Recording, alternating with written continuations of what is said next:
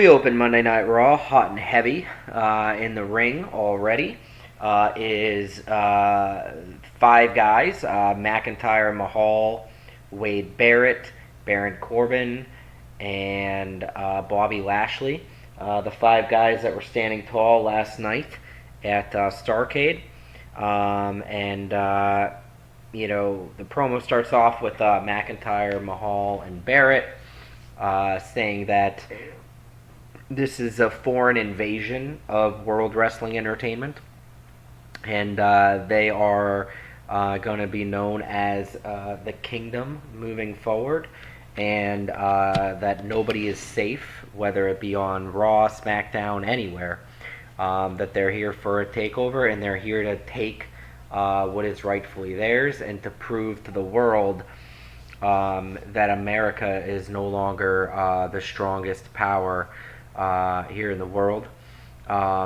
Wade Barrett goes on to say that the attacks on the Shield were orchestrated by him. That he was the guy that laid out the Shield a few weeks ago.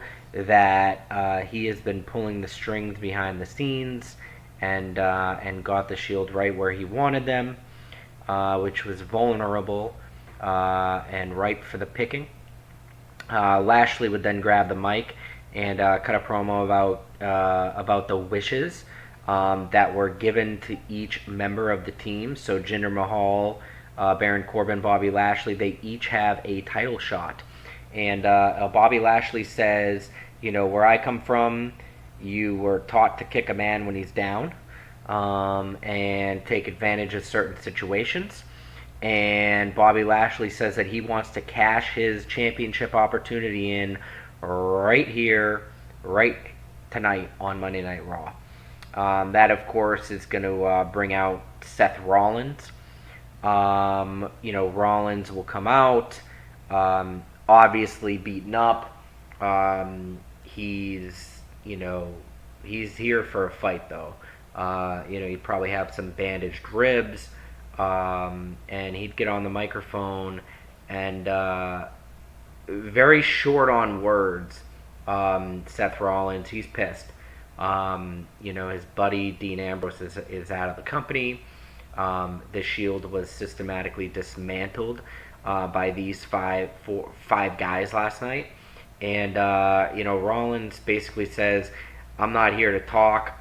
I'm not here to make any friends.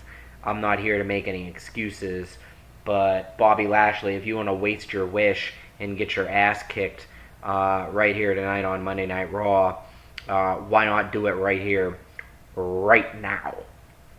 And that brings Edge up on the Titantron. Edge's big mug would get up on the Titantron. I envision him doing something corny.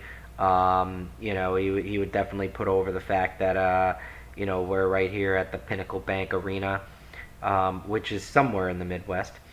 And Edge basically says, hey, Lashley, you won last night. You got yourself the championship opportunity. If you want to go ahead and use it here tonight, by all means. However, there is one stipulation. The Kingdom, Baron Corbin, banned from ringside.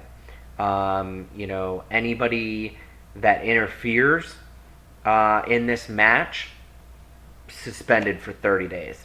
Edge isn't playing around. He realizes that the deck's obviously going to be stacked with this formation of this new stable. So Edge kind of levels the playing field and says, "Lashley, you're so confident one-on-one. Here you go. Here's your chance. Go out and prove to the world that you can, that you got the opportunity to become the Universal Champion."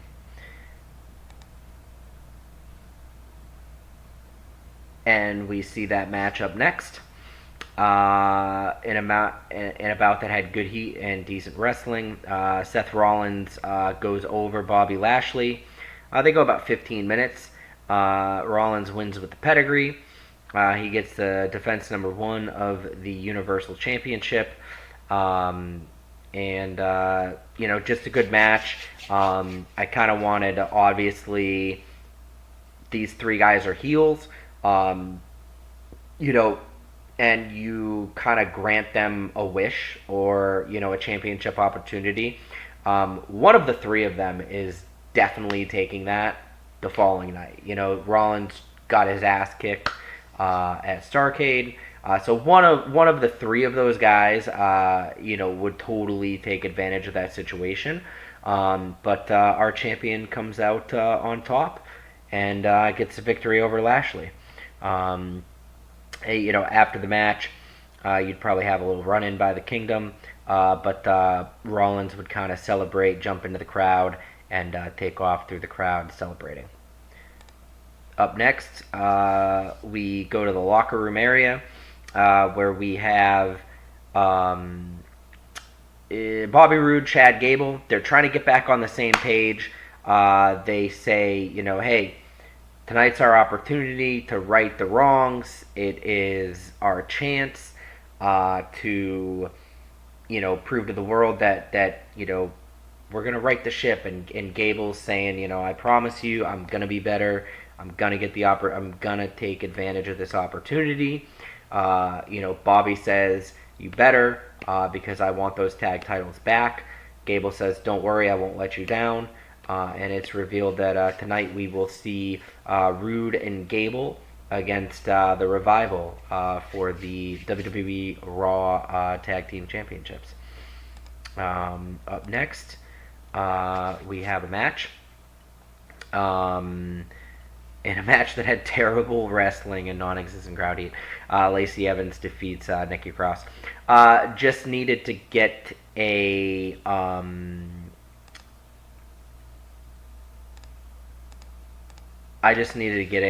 bounce back win here for Lacey after she took the loss last night at Starrcade against Becky. And that's really all that this is. Just a win for Lacey, get her back on the momentum. And I thought that they were going to be a little bit better in the ring, but I guess not. But a D is fine for a women's match in the middle of the card. Up next, we go into the backstage area as the Kingdom kind of barges in on Edge. And, they are obviously pissed off from being banned from ringside. And Edge basically says, hey, what do you guys care? Jinder, you still have your championship opportunity in your back pocket. And Edge is kind of like egging him along, sticking a little needle to him, and basically saying, you guys were out here, you were running amok for the last 3-4 weeks on Monday Night Raw. That's all going to change. And Edge says, Wade Barrett, you're so itchy to get back into a WWE wrestling ring that I'm going to go ahead and give you that opportunity right here tonight. It's going to be the Kingdom against Hawkins, Ryder, and Apollo Crews. So Edge books a 6-man tag later tonight. And it's got a C. Up next, we go to the ring. And we are in the ring with Bray Wyatt. And Bray goes on to cut another one of his kind of strange promos. Kind of a long stretch of strange promos from Bray where, he himself, even the promos don't really make any sense. He's talking about loss. He's talking about not really being found. He's talking about the pain, the agony that he's suffered over the years here in WWE. Just a really odd Bray Wyatt. And he says that that the pain and the suffering has not been enough yet. And he says that he wants to feel more hurt. That he wants to feel more pain. And he calls out anybody from the locker room area to come out and to inflict that pain on him. And from the back emerges these two, Connor and Victor of the Ascension. and these guys are always happy to dish out and supply a little pain. Um, and referee comes down, and he gets in the ring, and it's very odd. Bray kind of just you know stands in the center of the ring, and Victor starts off the match, and he's just really confused, um, because Bray is not he's not moving forward. He's not trying to get any offense in, and so finally, Victor just starts laying in the rights and lefts, and these two would go on to kind of tear Bray apart, mostly because Bray is not fighting back. Bray is taking high impact moves. He is not submitting. He is not. Um, he's not. He's kicking out. Um, but he's getting the shit kicked out of him, and every time, they hit him with something high impact, uh, you know, Bray Bray kind of gets up, and he kind of just keeps begging for more, almost like he's enjoying it, um, until almost smiling, like just like a sick smile, coming from Bray Wyatt, like he likes the pain, that is being inflicted on him. So, Connor and Victor finally hit their finish, which is enough to get the victory over Bray Wyatt. And that that's it. But at the end of the match, as they are walking out, Bray is pulling himself up on the ropes, and he's kind of like screaming up at the entrance ramp, that he wants more, that he wants to feel more pain. He needs to feel a deeper pain, in order to find himself, in order to find Bray Wyatt again. He needs to feel that pain. And the Ascension at this point are like, this motherfucker's crazy, and they peace out. So I did this as an angle, as a segment, mostly because it's really hard to write that in a match. Like, it's really hard to tell the game to do that in a match, number one. Number two, I did try to book it as a match, and even though I tried to keep Bray strong, no matter what I did, he was like really pissed off with the booking, because clearly Bray Wyatt is not like, the game just does not let Bray go or lose to like Connor and Victor. So I decided to do it as an angle. I didn't want Bray to lose any popularity from this. This is like sort of like kind of like that Steve Austin sort of moment at WrestleMania. Like, he's getting the shit kicked out of him, but he's super babyface because he just keeps getting up, and like he's basically feeding himself to the Ascension. So obviously it's something where I don't want Bray to look bad. Like, I want him to look really good. He's going to look better in a segment with this anyway. And then I knew that it would get a better rating, if I did it as a segment, and it would accomplish what I wanted it to do, which is continue this very odd story about Bray Wyatt trying to rediscover himself. So I'm sure that we will get more from that. Next up, we have a backstage interview with Charlie Caruso, Tyler Breeze, where Tyler Breeze says that he wants an Intercontinental Championship match against Dolph Ziggler at Money in the Bank. Dolph Ziggler, then interrupts this promo, laughing at Breeze, basically saying, like, what have you done to deserve a Intercontinental Championship match? I deserve this Intercontinental title. I am going to become the best Intercontinental title. I'm going to bring it to throwback days. I am a fighting champion, but I'm only a fighting champion when it's people that deserve it. And Dolph says that he knows that Tyler's got a match right here tonight, and against Mike Kanellis, and that Dolph will be sitting on the entrance ramp. He'll have a nice chair, a nice comfortable chair, to view the match as he wants to get a first-hand look to determine whether or not Tyler Breeze deserves an Intercontinental Championship match. So these two have had some simmering tension over the last couple of weeks, and it continues right here. This got to see. Up next, we actually go right into that match. Tyler Breeze, Mike Kanellis. And I cannot write this in the game, but just envision that it would say something like Dolph Ziggler is sitting in a nice, comfy chair at the top of the entrance ramp, watching this intense action. Basically, that's how I want it to read. Because we got ourselves a little one-on-one. We got Dolph, the champ, scouting out Tyler Breeze. These two go about 12 minutes, and Tyler Breeze gets the victory over Mike Kanellis with the beauty shot. It's got a C minus.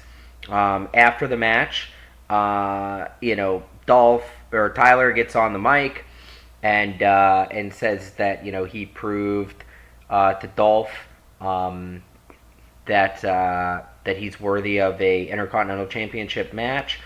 Dolph then goes on to say that he didn't prove anything.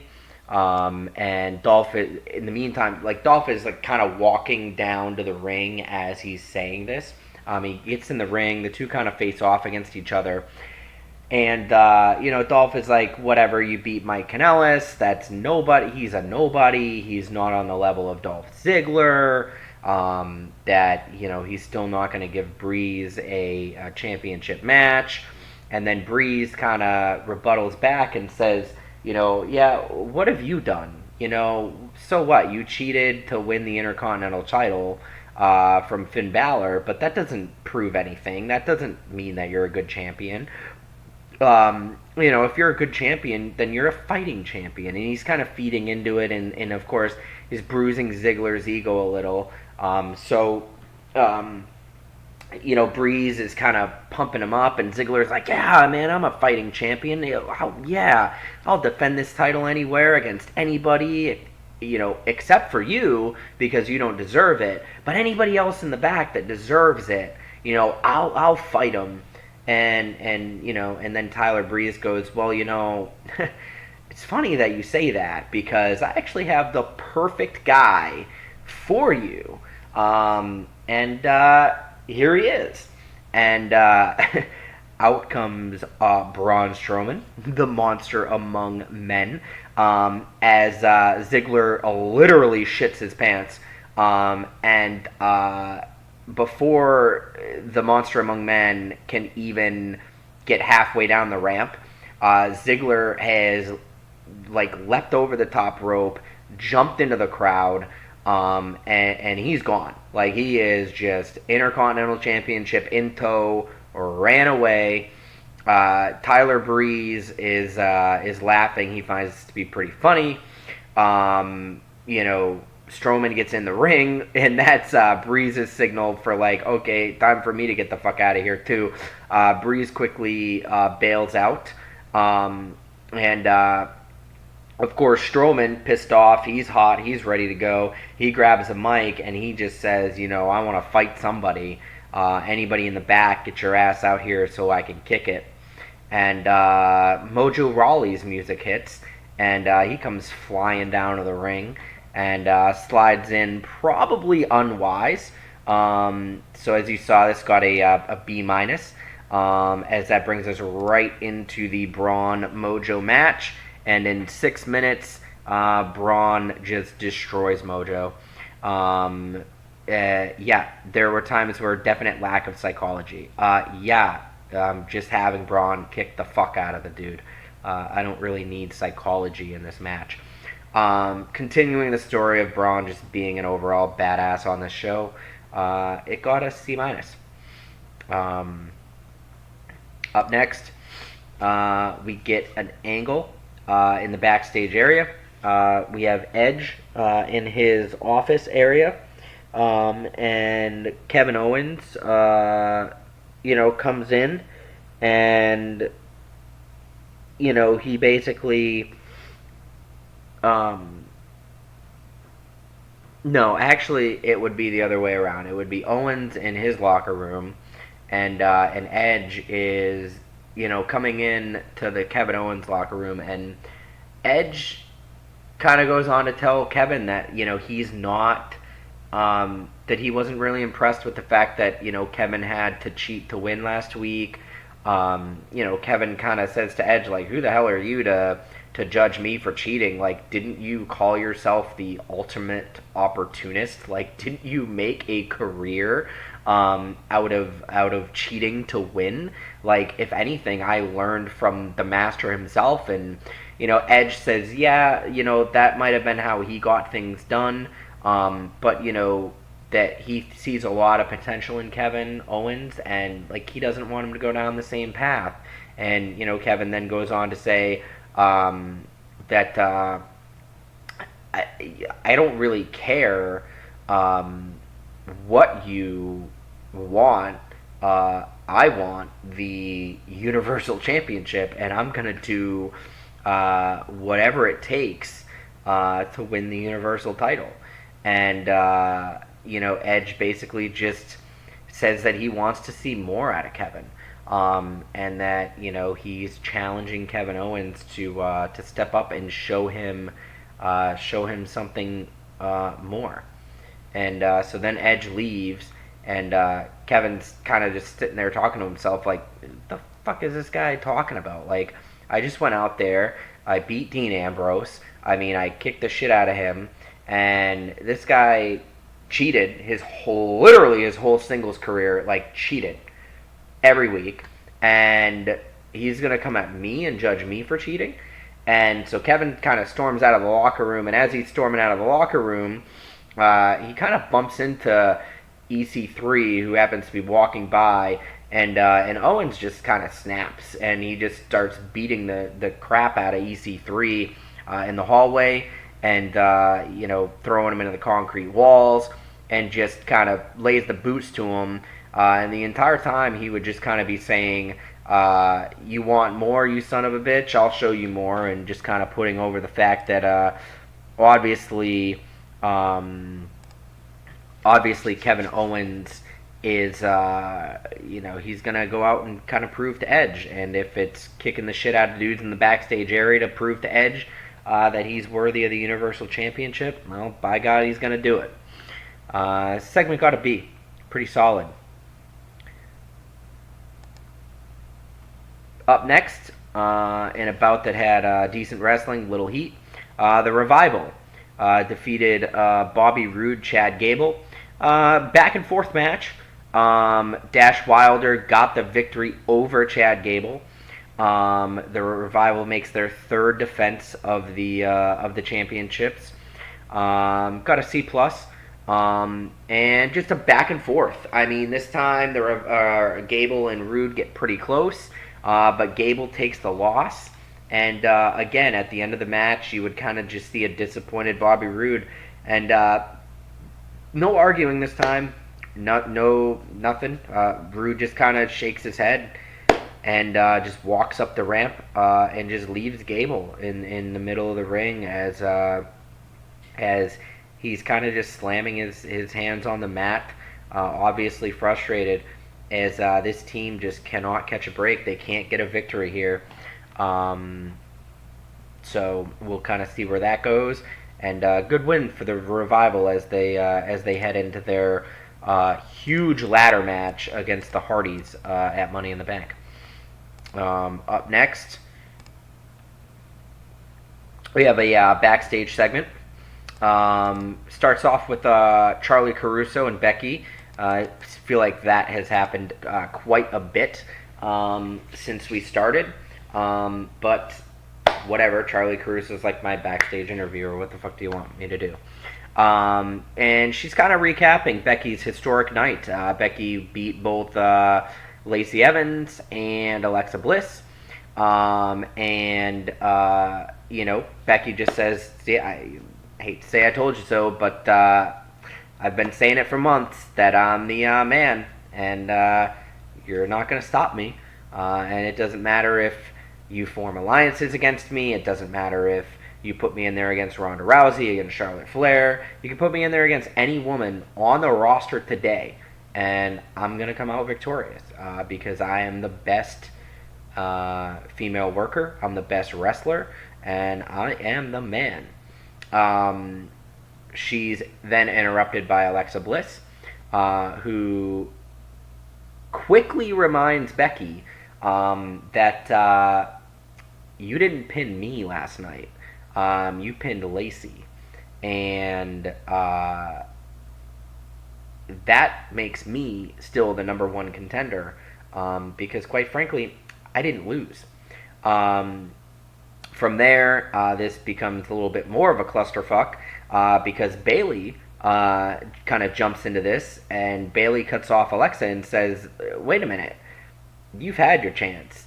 And with all due respect, I'm one half of the WWE Women's Tag Team Champions. I am patiently waiting in line, but I'm not going to wait anymore. Becky, I respect you. I respect your meteoric rise. You and I are good friends.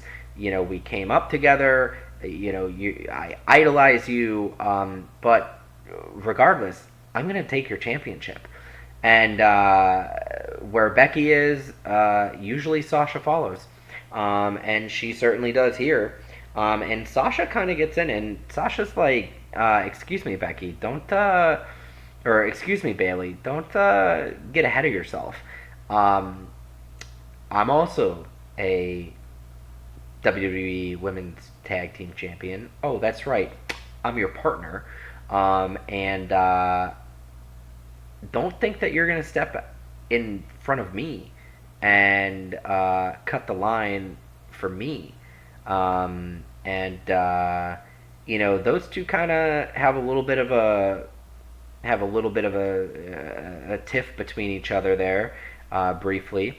And Alexa is kind of laughing at the obvious issues that are kind of simmering between Bayley and Sasha Banks. Clearly, there's only enough room in this interview for their two egos. And as Alexa is laughing, Sasha kind of turns her attention to her and says, "What are you laughing about?"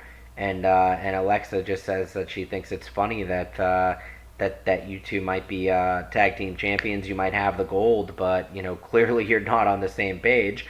And Sasha says, "Oh well, it doesn't matter what page we're on. We don't have to be on this great page of communication to kick your ass and dominate the women's tag division." And Alexa says, basically says, "All right, prove it." And the two of them set up to face off later tonight. So we got ourselves a little match between Sasha and Alexa. This got a B-. Super strong segment. I am excited that this women's division is kicking off and getting some good momentum. And I actually put these women in a pretty big spot. They're main eventing Raw. So the main event later will be Sasha and Alexa, which is kind of a risk, but fuck it, let's roll with it and see what happens. Up next, we cut to the backstage area as Kevin Owens is still kind of walking through the hallways, comes around the corner, bumps into No Way Jose in his big ass afro, and Owens just snaps and loses it and just kicks the shit out of No Way Jose. And continues on with the rampage of Kevin Owens through the backstage area, trying to prove to Edge that he deserves the Money in the Bank opportunity that he cheated to win last week against Dean Ambrose. From there, we get a promo. This would be a Titantron promo of Roman Reigns in the backstage area, showing some battle scars. Got a bandage over his head from the camera shot that he took the night before, and Roman just cuts a scathing promo against the Kingdom and against Wade Barrett specifically, and says that the time for the sneak attacks and the jumping in the back and the camera shots and the disguises and the masks and all the other shit that the Kingdom have used in the last 3-4 weeks, time for that is over, and Roman issues a challenge to Wade Barrett, and he doesn't want a match, he doesn't want anything fancy. He wants a fight, man to man, 1-on-1, and he says he wants that fight at Money in the Bank.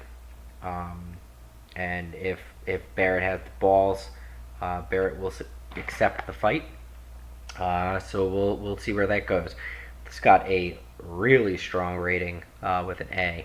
So obviously Roman very over with the crowd, and brings us to our next segment, or match at this point, which we see the Kingdom, McIntyre, Mahal, and Barrett defeat Apollo Crews and Hawkins and Ryder.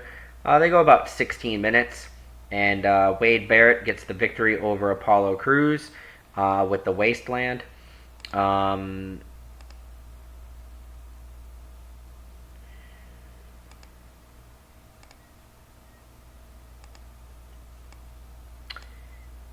And just a good match. I got to start getting the Kingdom on TV, and I just kind of want to build each of them up.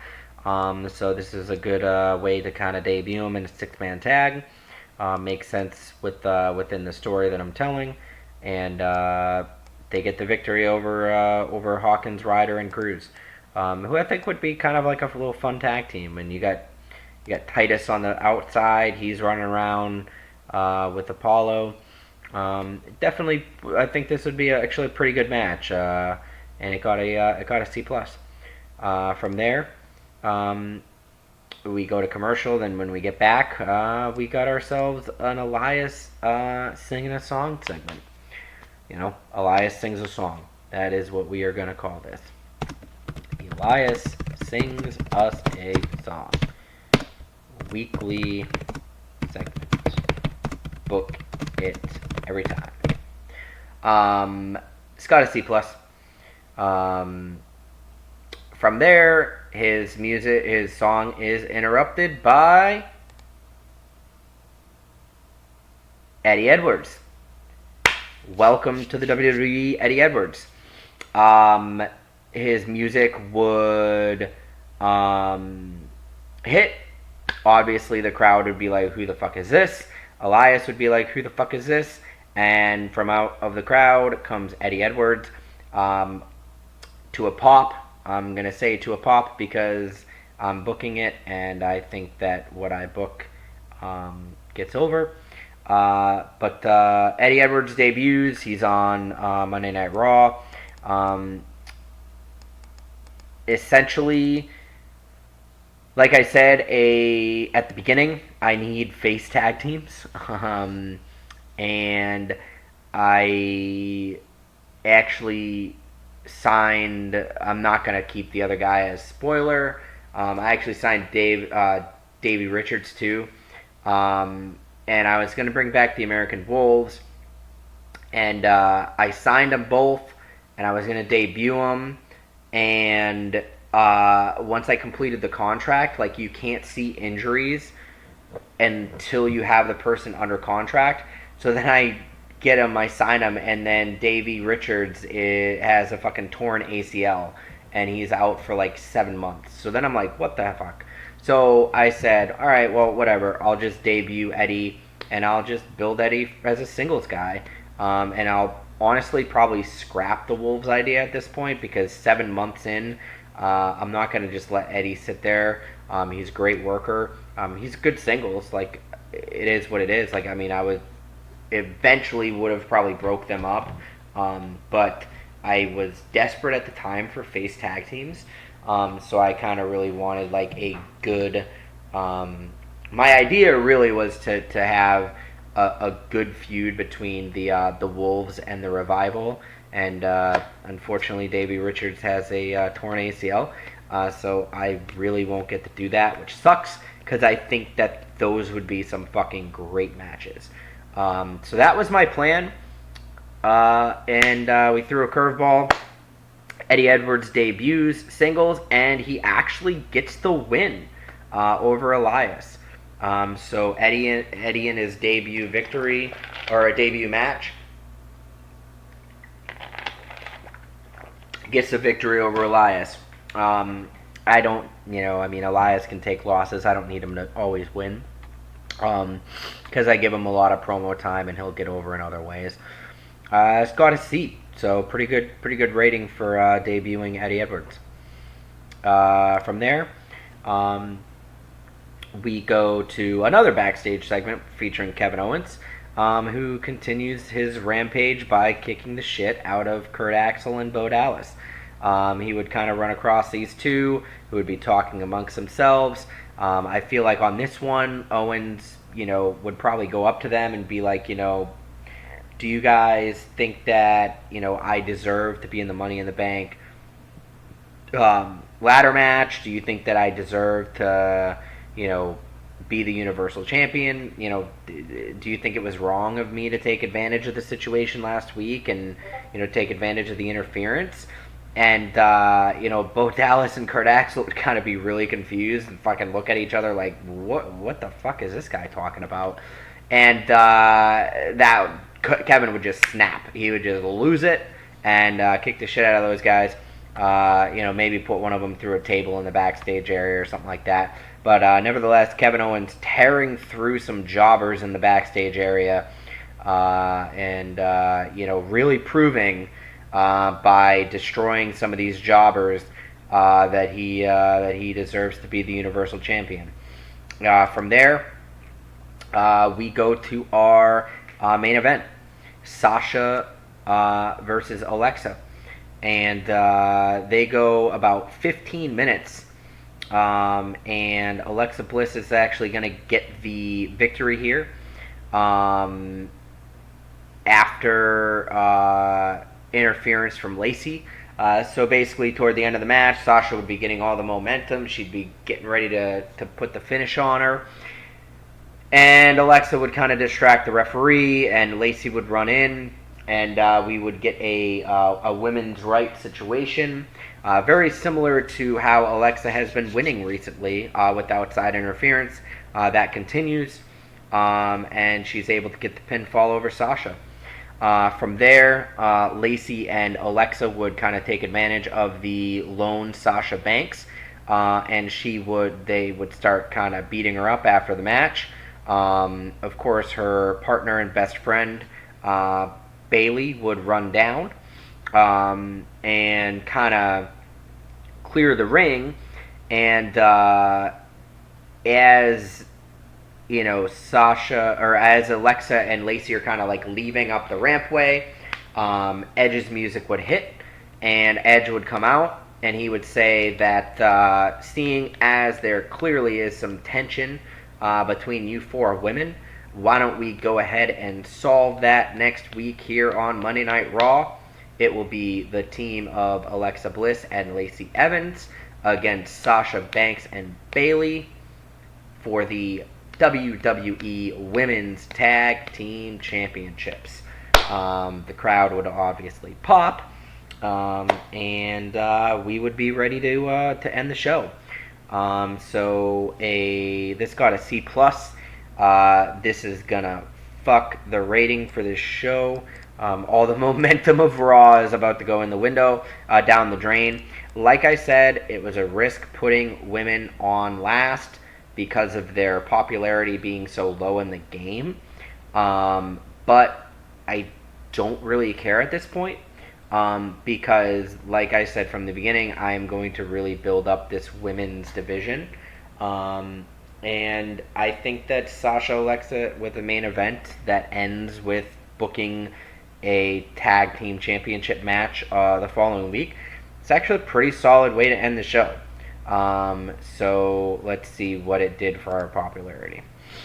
Um, it increased it in 21 regions. We lost it in 18. So kind of like a Smackdown show. We still sold 12,000 tickets, which is almost a sellout. And it still got a B minus. So it wasn't really like the worst show ever. I think Roman kind of saved us there. And the segment with to open the show. And then where's that? The first Kevin Owens segment with EC3 and Edge. Those were really the high points. As far as like the matches were concerned, I probably took a little bit of a hit too, because this is a very angle heavy show that did not have a good match. The highest rated match was a B minus from Rollins and Lashley. So everything else was like below a C plus. So that hurt us a little bit, but it's fine. Up next is a show that the WWE Universe likes to call Smackdown Live.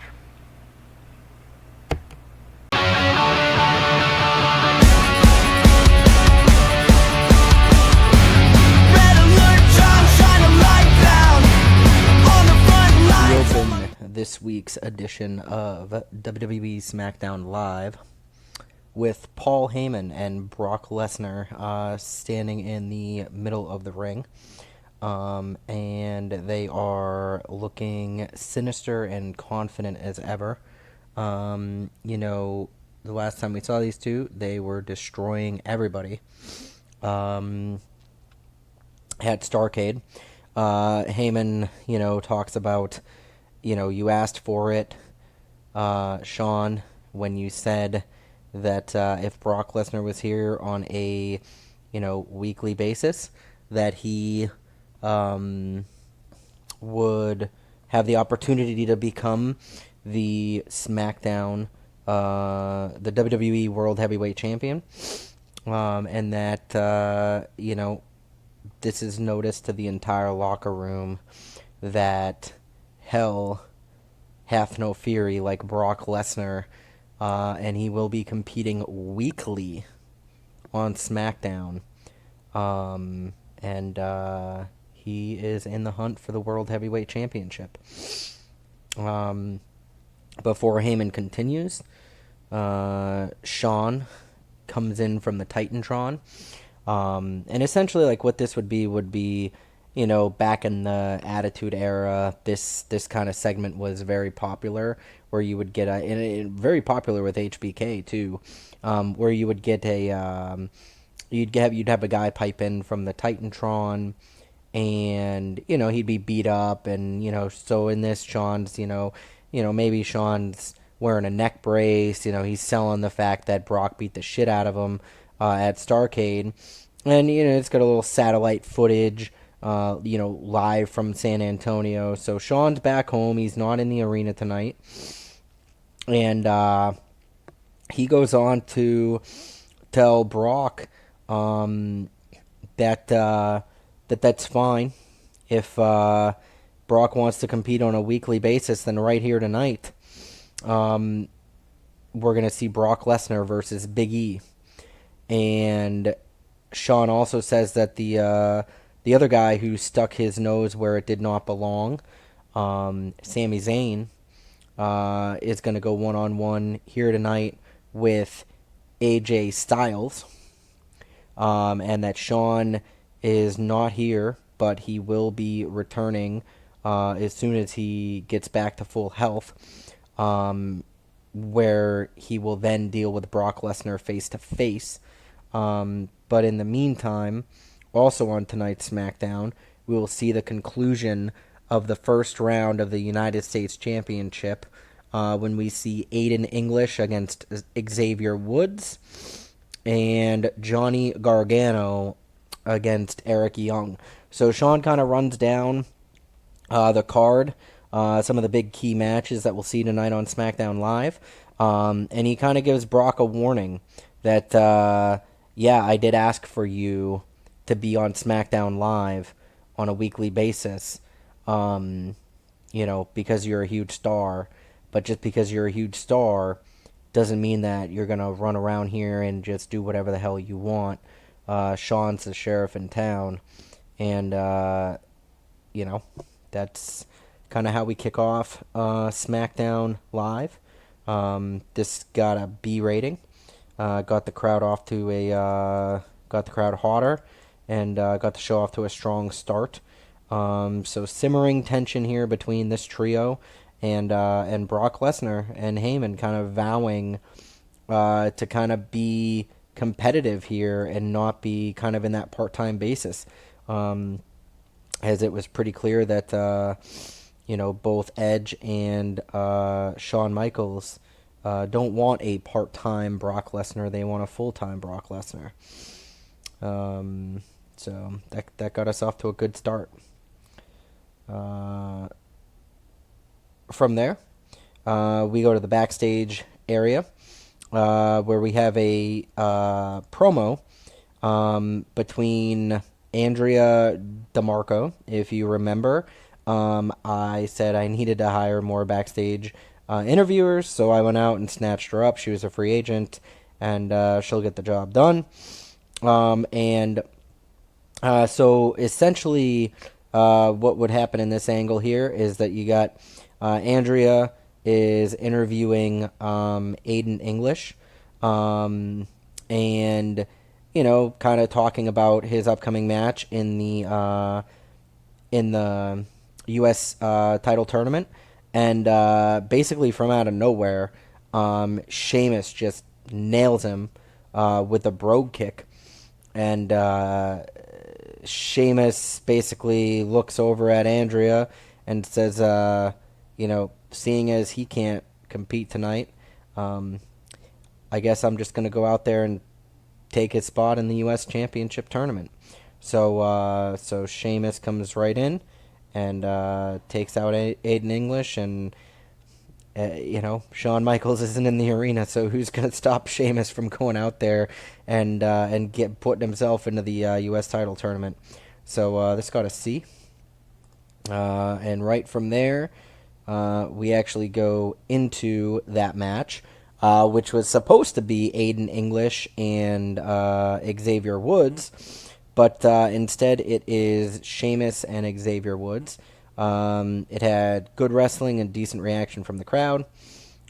Sheamus defeats Xavier after a brogue kick. And this is just a good match between two good workers. Continues on the U.S. title tournament and kind of carries on this new Sheamus that we haven't really heard much about, but essentially you've got at Starrcade, he brogue kicks Cesaro and he just walks out on an opportunity to win the tag titles. And to start off SmackDown Live here tonight, he just brogue kicks Aiden English for apparently no reason and inserts himself into this U.S. Title tournament. So more to come here from Sheamus as he's kind of changing right in front of our eyes. From there, we go to a backstage segment. But with these three, Johnny Gargano, Candice LeRae, and Natalya. Essentially, from here, what you got? Change the gimmick of Johnny. I had to change him from heel to face because they had him as a heel down in NXT when I called him up. So you guys didn't see the face turn because I did it on main event. I I've been booking. I haven't shown main event, but I basically have been booking him in a bunch of segments over the last couple of weeks, so that when I turned him face, it wouldn't like kill his momentum in the game. But anyway, so you get these two, Candice and Johnny, hanging out in their locker room. Candice kind of wishing Johnny luck tonight. That she'll be rooting for him later on in his U.S. title tournament match. And then Natalia comes in and kind of goes on to say, are you ready for our match tonight? And kind of reveals that Candice and Natalia are now a kind of a tag team. And that they're going to be in a tag match here tonight against the Iconics, which is actually up next. So basically, Natalia was coming in just to grab her tag team partner. Johnny wishes her well, gives her a kiss, kind of walks out. As those two, Candice and Natalia, head out to the ring for this match right here. So just a tag match between Natalia and Candice against the Iconics. And the Iconics go over in this match. Defeated her with a bitch kick. That certainly is not going to be on WWE programming in real life. But I guess it's the finisher for Peyton Royce. So Peyton Royce gets the victory here against Natalia. I don't have really a place for Natalia right now, like in like the singles world. And I don't really have a place for Candice as much as I love Candice LeRae. She is brand new. She's not even on the real roster. But I do have a place and a desperate need for women's tag teams. So I had been playing around with booking some house shows with these two as a team the last couple of weeks, and they've actually been getting good ratings and good chemistry together. So I figured, you've got a veteran here, and you've got kind of a veteran in the indies, but kind of a youngster in WWE. So I could totally see this as like a team in real WWE. I don't have a name for them quite yet, so I'm just gonna call them Natty and Candice for now, and maybe kind of think of a name in the future. If anybody has any suggestions, shoot them off to me. But I think that they would make a good pair.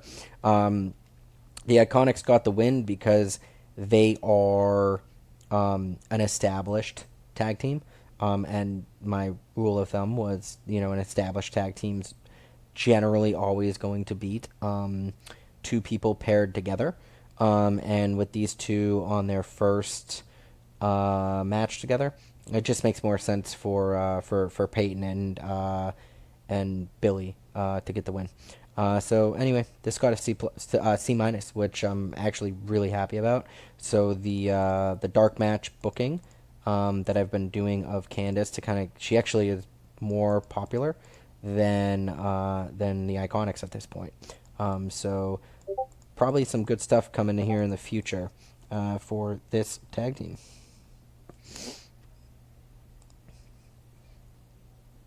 Up next, we get an angle between The Miz, Maurice, Andrade, and Zelina Vega. Essentially, very basic. These two have kind of been going at each other's throats for the last couple of weeks. And you would just have like The Miz and Maurice hanging out backstage together. And then Andrade and Zelina would kind of walk by. Maybe they're talking about their TV show, maybe they're talking about whatever, the fact that they're WWE's it couple, and Andrade and Selena kind of let them know, hey, you're not the it couple anymore, we're the it couple, and we're going to take the U.S. title away from you, Miz, we're going to take your spot as a top guy here in WWE away from you, And when we're all done with that, we're gonna come take your show on the USA Network away from you. Of course, that upsets the Miz, and kind of just builds toward the second round matchup, which we will see the Miz and Andrade Zalmas in the second round of the U.S. title tournament. So Andrade underperformed, kind of a little disappointing there, but this got a C plus. So simmering tensions continue to build between these two. These four, technically. From there, we get the first round matchup: Johnny Gargano versus Eric Young, and Johnny Gargano gets the victory over Eric Young with a Hertz donut. So I have no fucking clue what that is. And this match was rated far. It was a high. I put it as a high spots match. Probably why. It was. I expected this to do a lot better. Nothing really to go into here. Just the first round of the U.S. title tournament.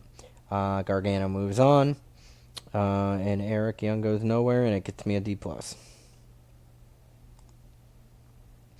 From there, we have a backstage segment where Biggie, Xavier, Kofi, and the New Day hanging out in the locker room. Xavier, probably got some ice packs on his head or whatever. He went to war with Sheamus earlier, lost to a brogue kick. Biggie's focused on Brock Lesnar, and they're all kind of talking about what seems to be a little singles push that each of these guys is getting, and they're kind of hoping for a little support from Kofi, but Kofi's just kind of not really paying much attention to him. Kofi is focused on his own stuff, and as these guys are, Xavier's kind of licking his wounds. Biggie is sitting there looking for advice on the fact that he's got to face Brock Lesnar tonight. Totally unexpected and probably not what Biggie wanted to deal with. And Biggie's kind of like, will you guys have my back? And all Kofi continues to say and talk about is Sami Zayn. And he's kind of really not paying much attention. And kind of just reluctantly agrees. But it's kind of like in that agreeing where, where you're kind of just saying yes to something, but you don't even, it's kind of going in one ear, right out the other. You don't even really realize exactly what you're agreeing to. So the New Day kind of all each kind of focused on their own thing. Kofi's got his beef with Sammy, and Xavier lost an opportunity at a singles belt himself, and of course Big E is getting prepared for what is going to be a brutal match later on with Brock Lesnar. So from there, we switch to fun little backstage segment, which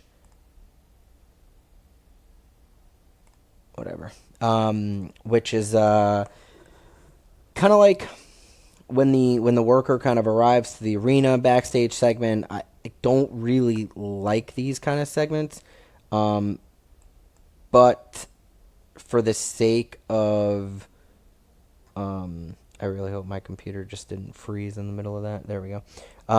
For the sake of this, just this one time, I will use it. Cesaro arrives at the arena, and as he's kind of walking through the parking garage, parks his rental car or whatever. He's asking road agents, he's asking referees, officials, where's Sheamus? Where's Sheamus? Everybody's like, oh, well, he won a match earlier, so, maybe check the locker room area. So Cesaro kind of storms off, checks the locker room area, and as the camera stays shot on the agents, they'll be talking amongst themselves, going back to the conversation that they were having. A little sneaky little Sheamus comes into the camera with his bags packed and his sunglasses on, and he dips into his rental car and Sheamus just kind of speeds off. So these two are like kind of ships passing in the night. They do not see each other, and we have not got the face off from Starrcade, but obviously Cesaro is on the hunt for Sheamus. It's got a C plus. Up next is that match between Brock Lesnar and Big E.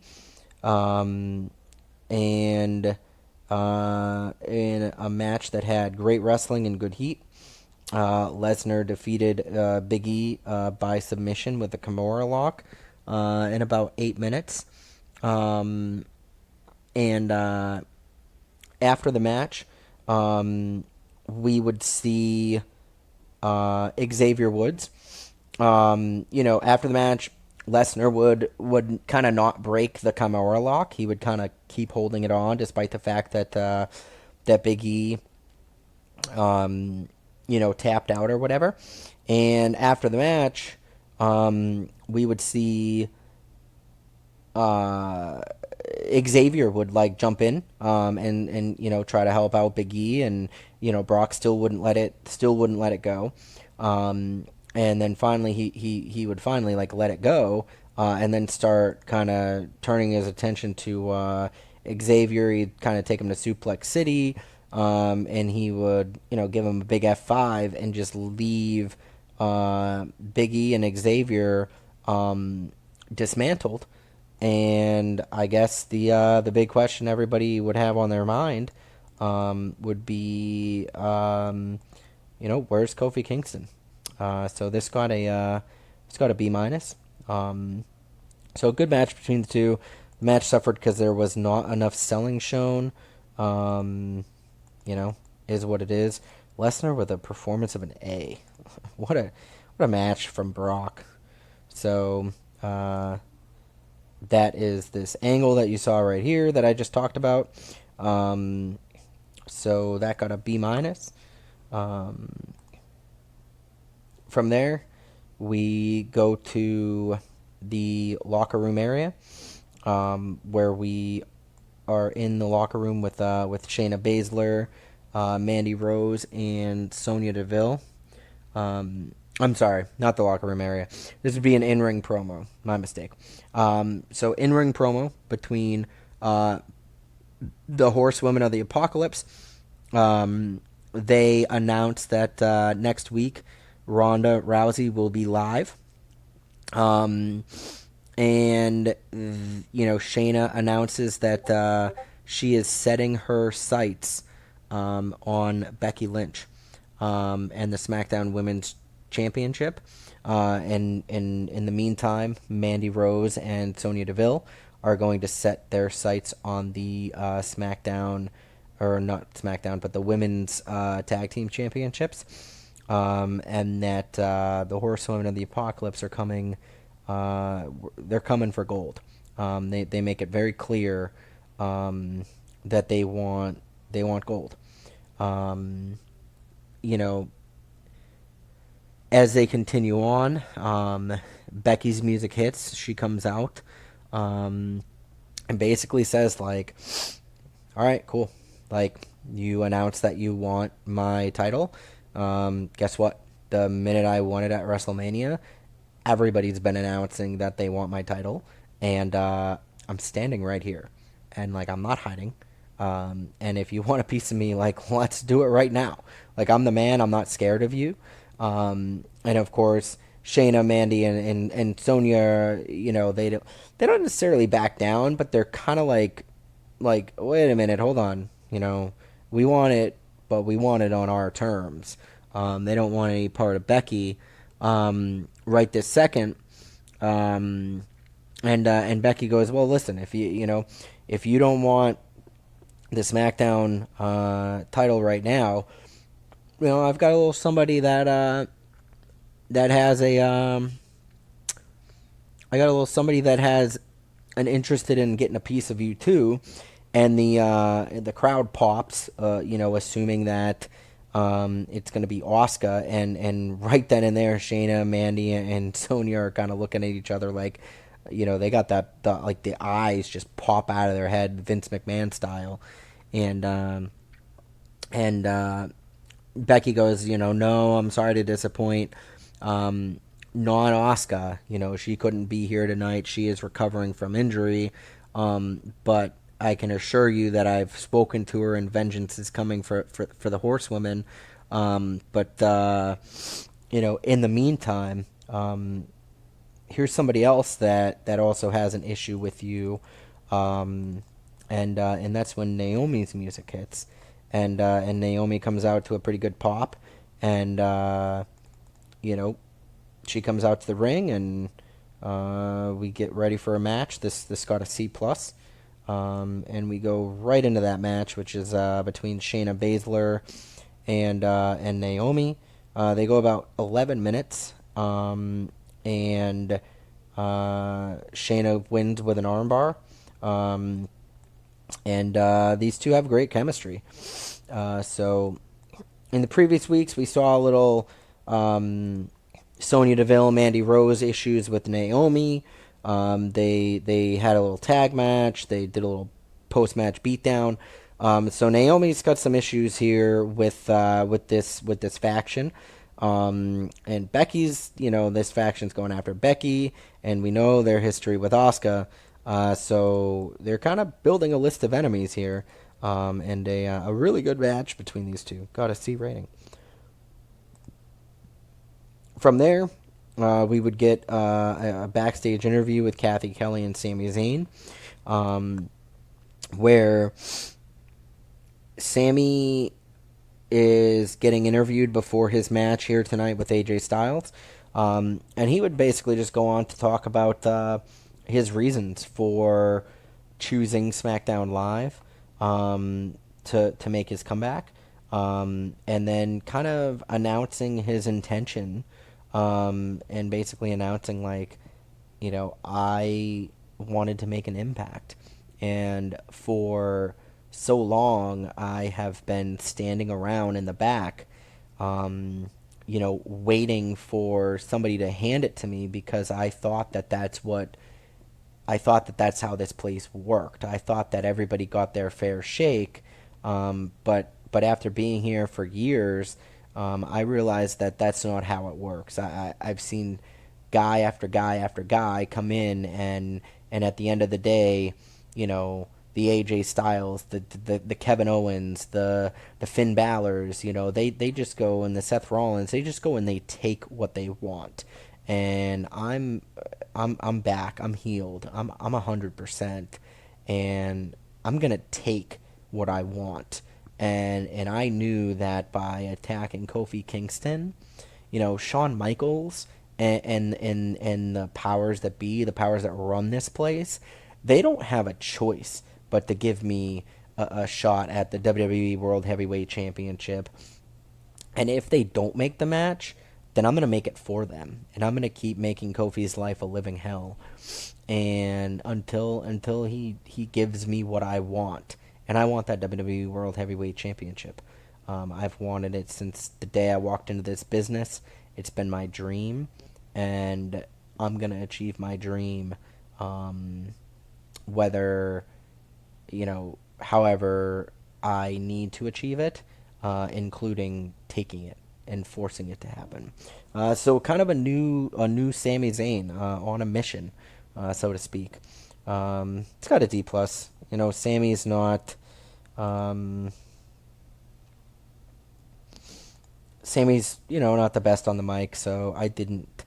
At least not in this save. He's not the best on the mic. His stats, I might adjust the stats a little bit, because I feel like, especially with some of the mic work I've seen him do recently, he's certainly a lot better than he used to be. But nevertheless, D plus, which brings us right into our match, our main event. Great match between these two. Great wrestling, good heat, and Sami Zayn defeats AJ Styles. When AJ Styles was disqualified, after Kofi Kingston runs in and attacks Sami. So Kofi obviously Sammy obviously successfully got hit under the skin of Kofi Kingston, and Kofi kind of does a little run in here. Um, you know, almost gets his hands on Sami Zayn, enough for the referee to call for a disqualification. But Sammy is a little too slippery, and he slides out of the ring, and he hits the crowd, and he is in the crowd, and he is out of here. And Sammy's in the crowd. He's exiting stage left. AJ is exiting stage up the on ramp. Kind of a little pissed off here that his match was interrupted. And Kofi's left in the ring, kind of yelling out to Sammy, holding up the title, kind of saying, "You want this? You got it. Let's go. I want you in a match." So Sammy getting under the skin, and Kofi kind of reacting to it. So this got to be minus. That match between AJ and Sammy got to be minus. Not surprised there. Two great workers. So it better get a B minus. And that's it for this week's show. So simmering tension continues between these two, as Kofi reacts, kind of how you would expect after Sammy took him out. So Smackdown show got a B. Increased our popularity in 21 regions, lost us in 18. So kind of an up and down show. A little up and down week, but as expected, SmackDown was very match heavy. Raw was very angle heavy. So we continue building toward Money in the Bank. So we will see you next week. This week's been kind of hectic as I have been filming and booking these in between moving, which is made for interesting times. So I'm gonna try to edit them and get everything rolling on that perspective, and have these up in a timely manner. I wanted to kind of keep going like each week and not kind of miss a week. So thanks for tuning in, guys, and we'll see you next time.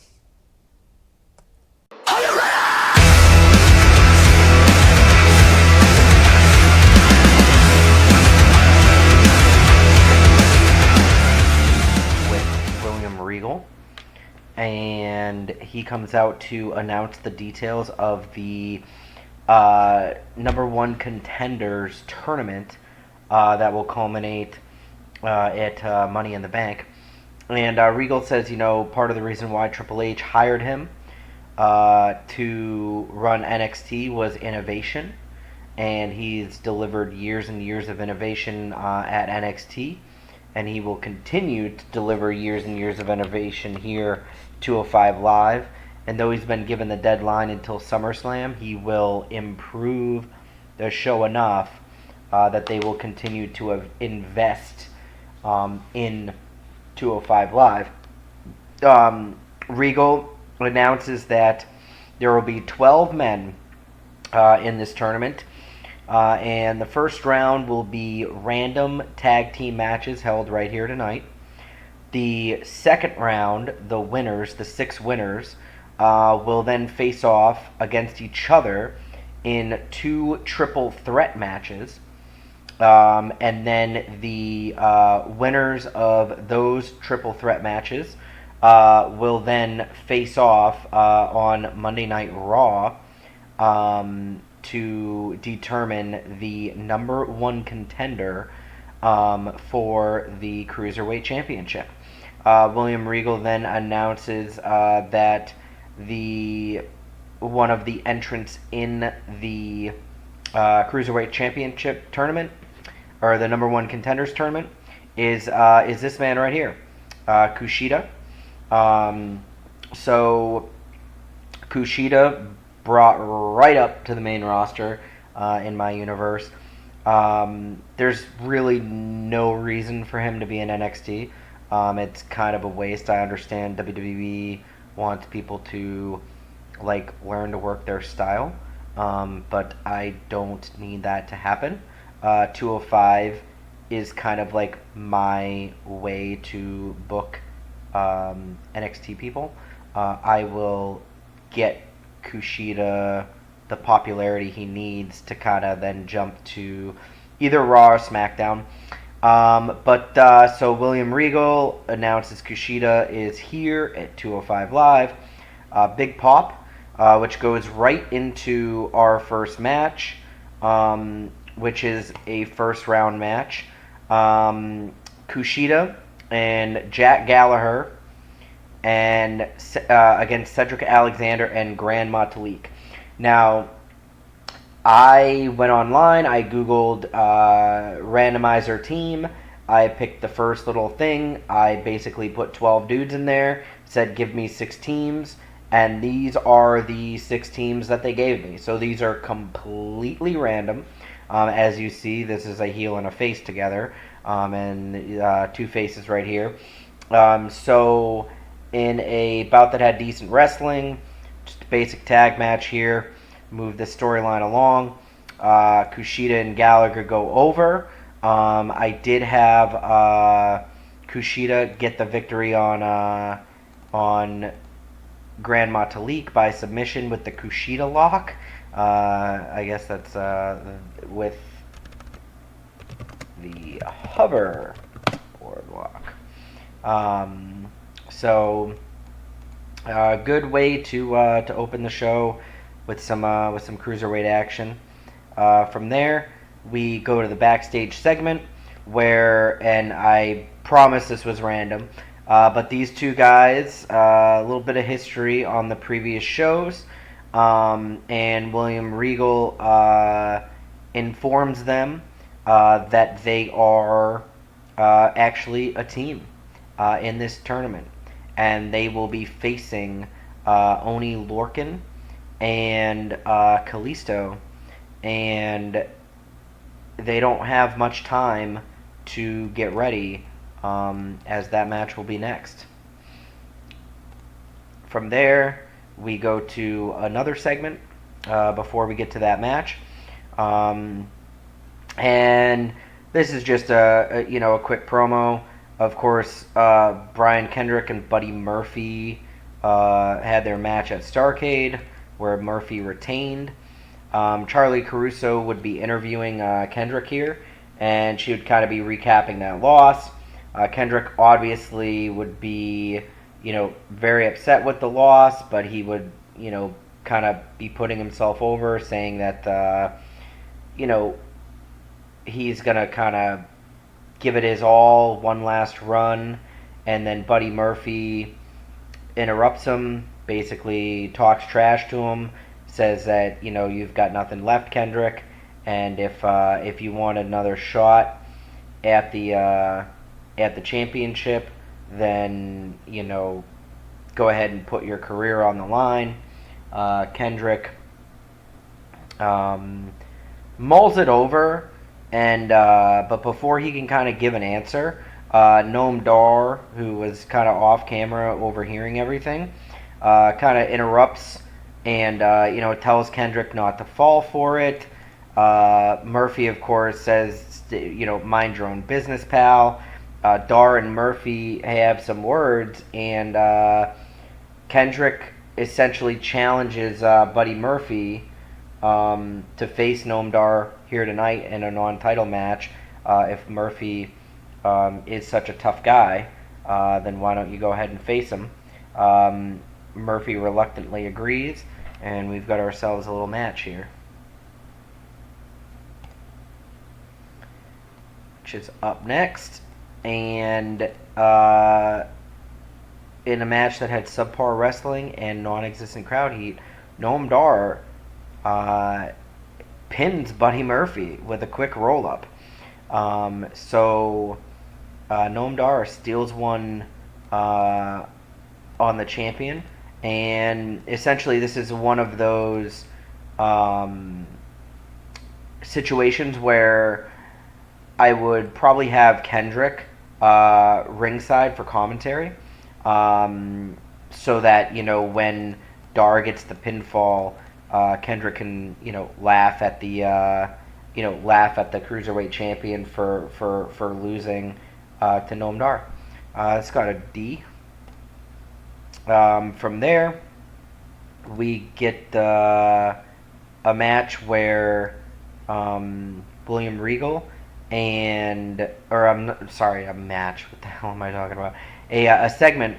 Well, William Regal's in the backstage area, and he informs Leo Rush and Mustafa Ali that they are one of the final teams in the cruiserweight tournament, and that their match will be later this evening. So that got a D plus. And moving right along, one of the fastest 205 lives. I booked the show in like 5 minutes. And there is that match right there. So, in a bout that had subpar wrestling, little heat, Ali and Leo Rush defeated Tony Nese and Arya Davari when Mustafa Ali and Davari, or when Ali pinned Davari. Ali carried their performance in this match, which I am not surprised. And we're gonna go right to the end of the show. And I realized after booking this that I left out the Drew Gulak Akira Tozawa match. So, I mean, fucking shit happens, I guess. So that match will actually take place on Raw before next week's 205 Live. I actually was not prepared to start filming shit like this early in the night, and I hit the wrong button on the game, and it brought me into the booking screen. And once you're in the booking screen, you fucking can't go back, which kind of sucks. So I was like forced to film 205 Live and Monday Night Raw. Now 205 Live I tape the night of Raw, so it's like you book 205 Live and then you book Raw. So I have to make sure that next week I book this match, but you in the universe see it out of order. Anyway, next week you'll see that match, which I forgot to book. It'll be Akira Tozawa and Drew Gulak, and I'll keep the two partners, or I'll keep the two guys that they're facing a mystery until next week. In regards to this show, a D plus. Again, this is what you work with on 205 Live. This is literally a show to build all these cruiserweights up and get them some popularity, so that if I ever wanted to do anything with any of these guys with main show titles like U.S. title, Intercontinental title, etc., I can get them a little more popular before then. Until next time, guys. Thanks for tuning in. Talk to you guys later.